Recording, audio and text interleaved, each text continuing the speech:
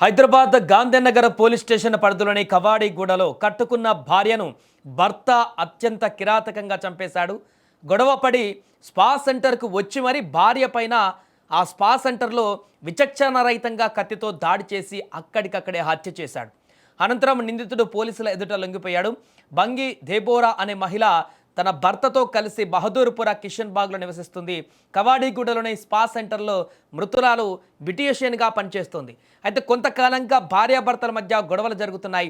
ఈ నేపథ్యంలో ఇవాళ ఉదయం కూడా దంపతుల మధ్య గొడవ జరిగింది. తర్వాత భార్య డెబోరా విధుల నిమిత్తము స్పా సెంటర్కు వెళ్ళింది.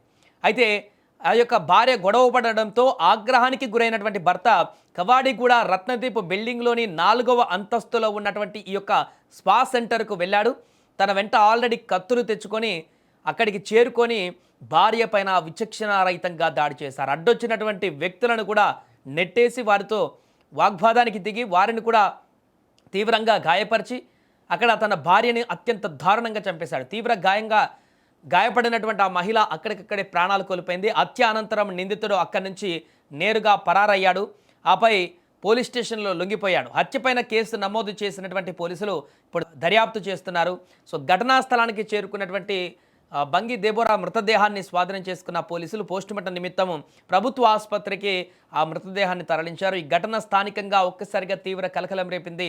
భార్యను హత్య చేసినటువంటి అనంతరం బైక్ పైన భర్త పారిపోతున్నటువంటి దృశ్యాలు కూడా వైరల్గా మారాయి. ఇక అక్కడ భార్య చనిపోయినటువంటి తర్వాత ఆ భర్తను అప్పటికే ఆ చంపుతున్నటువంటి ప్రాంతంలో కొంతమంది వ్యక్తులు అక్కడే ఉన్నటువంటి కొంతమంది వేరే జర్నలిస్టులు కూడా లోకల్గా ఉన్నటువంటి జర్నలిస్టులు కూడా అక్కడ అదే సమయంలో ఉంటే అడ్డుపడడానికి ప్రయత్నం చేసినా వారిపైన కూడా పెనుగులాట చేసినట్టుగా తెలుస్తుంది.